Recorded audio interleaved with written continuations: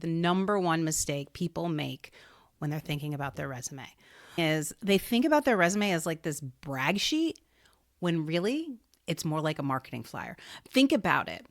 Attention spans are less than they've ever been. And so a resume is simply a way to grab the attention of somebody and say, they're intriguing. I want to learn more.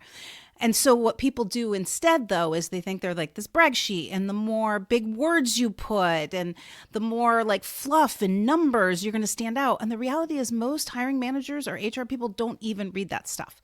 So here's what I suggest instead. It's really all about standing out. And just like in marketing, the first thing you have to do is you have to stand out right at the very beginning. Oftentimes they'll call it the hook, right? And the hook isn't necessarily slimy.